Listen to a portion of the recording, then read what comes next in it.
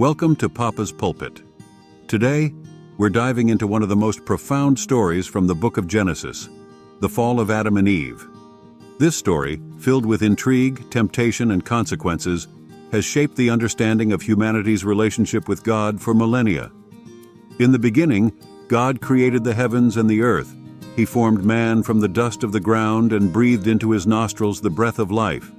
Thus, Adam became a living being. God placed Adam in the Garden of Eden, a paradise filled with every kind of tree that is pleasant to the sight and good for food. In the midst of the garden, God planted the tree of life and the tree of knowledge of good and evil. He commanded Adam, saying, "Of every tree of the garden you may freely eat, but of the tree of the knowledge of good and evil you shall not eat, for in the day that you eat of it you shall surely die."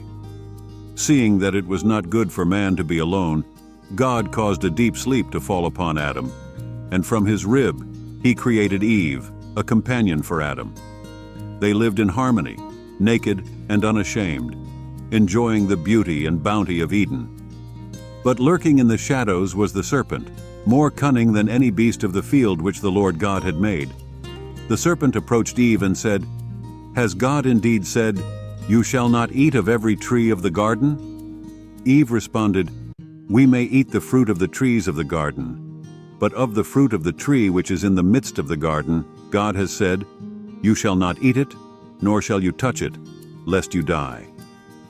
The serpent said to Eve, "You will not surely die, for God knows that in the day you eat of it, your eyes will be opened, and you will be like God, knowing good and evil."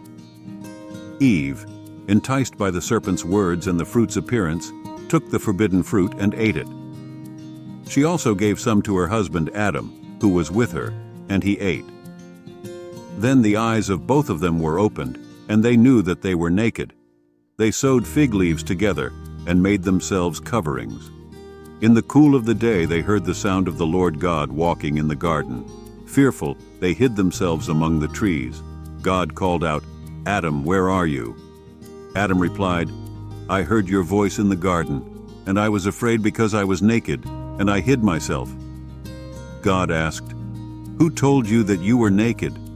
Have you eaten from the tree of which I commanded you that you should not eat?" Adam said, "The woman whom you gave to be with me, she gave me of the tree, and I ate." Eve said, "The serpent deceived me, and I ate." God then pronounced his judgment.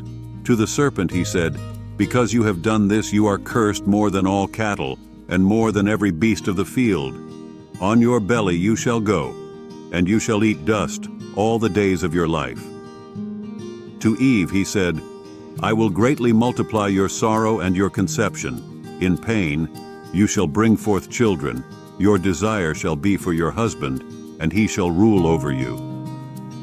To Adam he said, "Because you have heeded the voice of your wife, and have eaten from the tree of which I commanded you, saying, 'You shall not eat of it. Cursed is the ground for your sake. In toil you shall eat of it all the days of your life.'" God made tunics of skin and clothed Adam and Eve. He then said, "Behold, the man has become like one of us, to know good and evil. And now, lest he put out his hand, and take also of the tree of life, and eat, and live forever." God sent them out of the Garden of Eden to till the ground from which they were taken. God placed cherubim and a flaming sword, which turned every way to guard the way to the tree of life. And thus, the fall of Adam and Eve brought sin and separation from God into the world.